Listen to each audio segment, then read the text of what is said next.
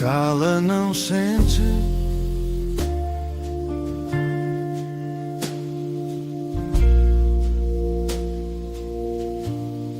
Conversas com ação e sentido.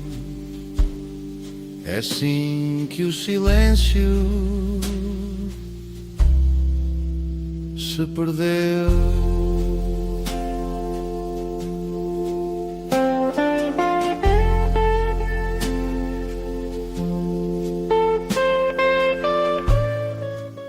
Quase toda a gente já ouviu falar do Rotary, mas poucas pessoas sabem realmente o que acontece quando alguém decide servir em comunidade. Há conversas que parecem simples, até começarmos a ouvir o que está por trás delas. E assim vos dou as boas-vindas ao Quem Cala Não Sente. Este é um espaço de conversa aberta sobre inclusão, comunidade e impacto social e humano, sem formalismos e sem respostas ensaiadas. A conversa que está a ouvir faz parte de uma série especial, dividida em 4 partes, gravadas numa única conversa contínua. Hoje estou à conversa com Jorge Lucas Coelho, governador do Rotary Clube, neste caso do distrito, que inclui o nosso Rotary Clube de Albufeira. Ele depois já me vai explicar melhor o que é que isto quer dizer. E vamos então continuar. Antes de falarmos do Rotary, quero começar por si. Que é quando é que este envolvimento comunitário para o Jorge deixou de ser algo distante e começou a ser algo que faz parte da sua vida. Pronto. Eu acho que desde os primeiros passos, desde que comecei a caminhar e a acompanhar os meus pais. Os meus pais eram pessoas preocupadas com a envolvente social em que nós vivíamos. Felizmente não tinham grandes dificuldades, mas preocupavam-se com aqueles que as tinham, aos mais diversos níveis. Lembra-se de algum em concreto? Eu tenho uma diferença de idades da minha irmã de 7 anos e no meio do processo os meus pais tiveram para fazer uma adoção por 3 vezes. A minha mãe era muito jovem e entendeu que antes de fazer uma adoção devia tentar uma segunda gravidez e assim aconteceu. Portanto, veja, a preocupação de atender as necessidades do outro e de estar ao lado dos outros que não tinham as mesmas acessibilidades que nós foi sempre presente e fez parte da minha educação e do meu crescimento. Depois, mais tarde, todos os movimentos... Eu frequentei um colégio católico e, portanto, tínhamos uma vertente muito acentuada de proximidade ao outro. Depois, mais tarde, frequentei escoteiros e por volta dos meus 17 anos foi-me apresentado o Rotary na versão dos jovens, muito cedo, aos 17. Eu acho que só ouvi falar de Rotary para aí quando tinha já uns quase 30. Foi aos 17, portanto eu tenho 43 anos, 40 e quase 7 anos de vida rotária. O que quer dizer que não foi o Fernando Pessoa que inventou aquela do primeiro estranha-se e depois entranha-se. Foi realmente a vida que me deu essa oportunidade de, ao princípio, estranhar porque não conhecia e depois muito rapidamente se entranhar e estar até hoje a fazer parte da minha vida. Portanto, a pergunta de quando é que, eu diria que logo nos primeiros passos e ainda não deixou de estar presente na minha vida.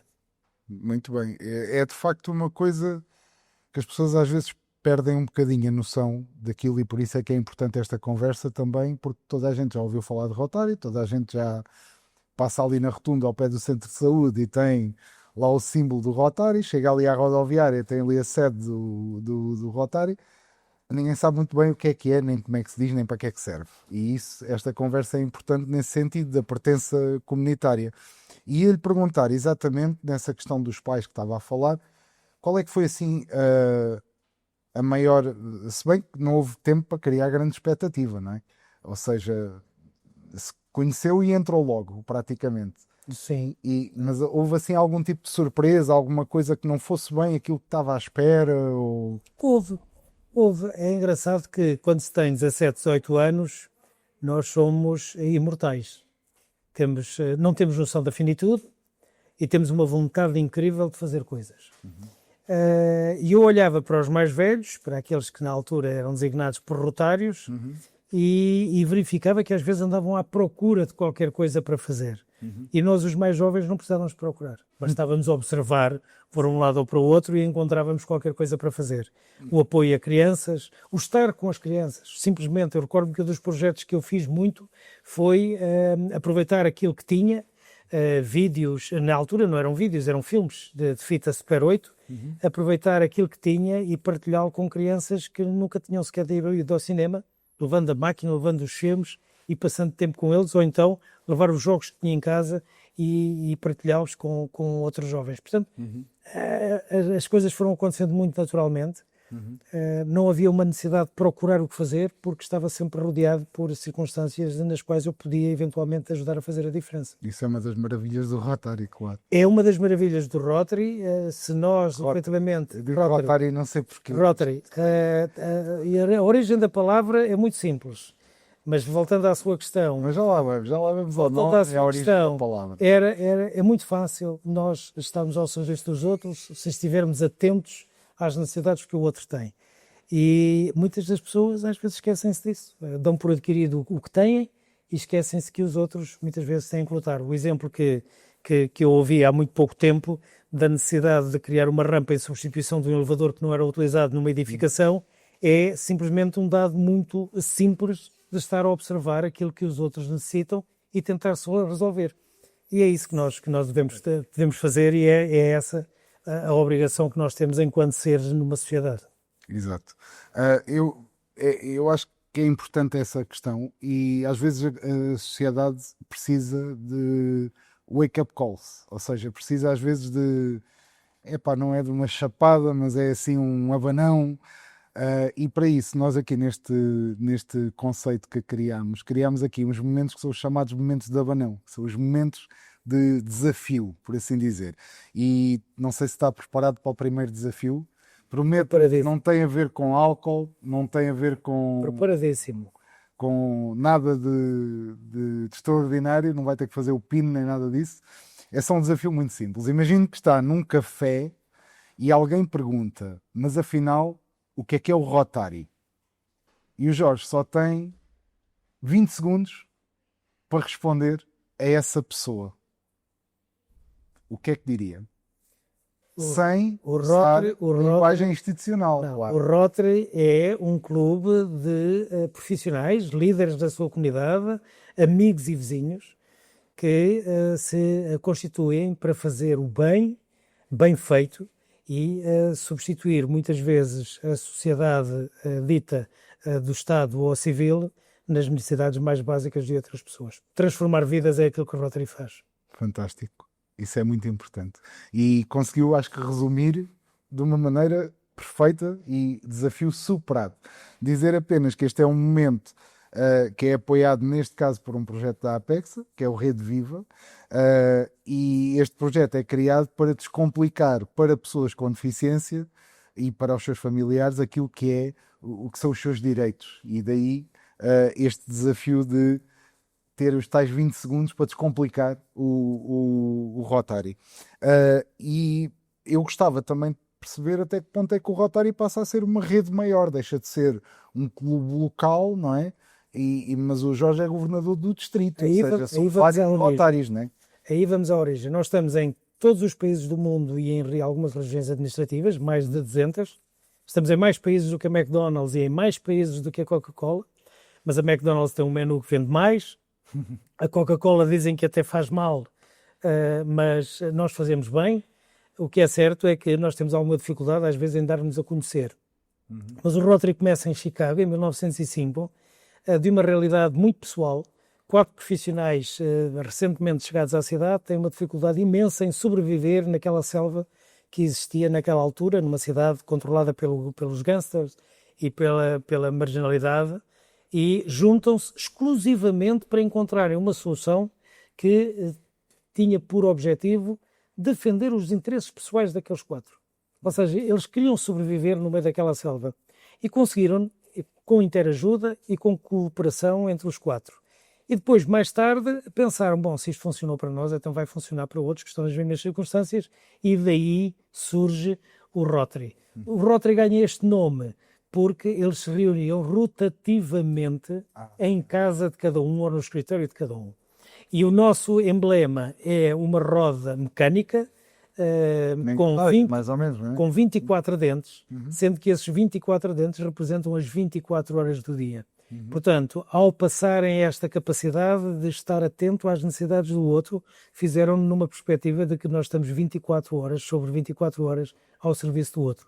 Não é todas as 24 horas do dia aqui em Albufeira ou em Paris, mas enquanto nós estamos a dormir em Albufeira, do outro lado do mundo estão acordados e, portanto, a roda continua a movimentar-se nas 24 horas do dia.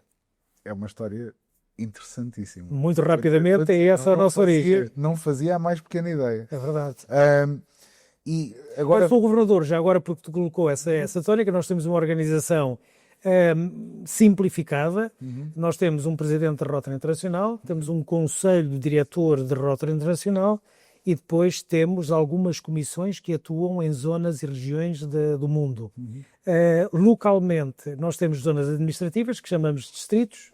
Portugal tem 2 distritos, um que vai de Covilhã a Nazaré para norte e outro exatamente na mesma linha, Covilhã, Nazaré para sul e Ilhas, e esse é o distrito de 1960 que eu tenho a capacidade de dirigir. A título de curiosidade, qual é que é a regra, por assim dizer, para a fronteira? É os concelhos? Não há territórios definidos. A regra foi instituída quando se entendeu que o número de clubes em Portugal já permitia 2 zonas administrativas e, portanto, fez naturalmente ali naquela zona com a proximidade de clubes que ficavam abaixo dessa linha. É feito a nível, o que eu quero dizer é a nível de, ou seja, por exemplo, existe um Rotary Clube de Albufeira, existe um Rotary Clube de Silves, existe um Rotary Clube, imagino, de Castelo Branco ou de Marinha Grande. Pronto, cada município, praticamente, quase todos têm o seu. Quase todos, quase. Nem todos têm. Não Pronto. todos têm. Infelizmente, muitos já tiveram e entretanto já foram encerrados. E essa questão da linha é uma divisão... É apenas e meramente administrativa. Por exemplo, o Conselho de Leiria, que é agora muito fustigado por estas intempéries, tem clubes que pertencem ao Distrito de 1970 e outros clubes que pertencem ao Distrito de 1960. Portanto, não há uma divisão geográfica exata, constituiu-se aquela linha por praticidade da separação de clubes. Porque para se constituir uma unidade administrativa, aquilo que nós chamamos um distrito, há uma necessidade de ter um X número de clubes e um Y número de associados. Ok. E, portanto, esses distritos estão quase em constante mutação, não é? Porque se eu tiver um aumento, por exemplo, vamos supor, não é o caso de Portugal, não exatamente, não exatamente, mas se porventura tivermos um crescimento significativo de clubes, eventualmente teremos que encarar a criação de um terceiro distrito que vai partilhar territórios com aqueles que já existem. Só para dar um exemplo, Espanha, que tem 5 vezes mais território do que nós, só tem apenas 3 distritos. Mas a Itália, que tem exatamente ou aproximadamente o mesmo território que tem a Espanha, tem 14 distritos. Portanto, cada país vive a realidade de uma forma diferente. Tem a ver também com a sua dinâmica, não é? Tem a ver com a dinâmica. Nós em Portugal temos um movimento associativo muito bem vincado e o exemplo desta instituição é um desses. Temos muita oferta que parte da iniciativa da sociedade civil e que vai colmatar as falhas. Eu costumo dizer que o nosso Estado, é exemplo de muitos outros, mas é o nosso que interessa, trata muito mal a primeira e a última idade. Mas nós temos, felizmente, em Portugal, muitas instituições que vêm do setor terciário, do setor social privadas, a maior parte delas, outras de componentes sociais diversas, que suprimem essas dificuldades. Portanto, daí talvez nós temos tão poucos clubes rotários em Portugal, porque temos, felizmente, muitas associações que prestam serviço semelhante, embora não tenham o caráter internacional que a nossa tem. Esta conversa continua para a semana com mais uma parte com Jorge Lucas Coelho, onde vamos aprofundar ainda mais o que significa servir, liderar e construir comunidade. Quem cala não sente.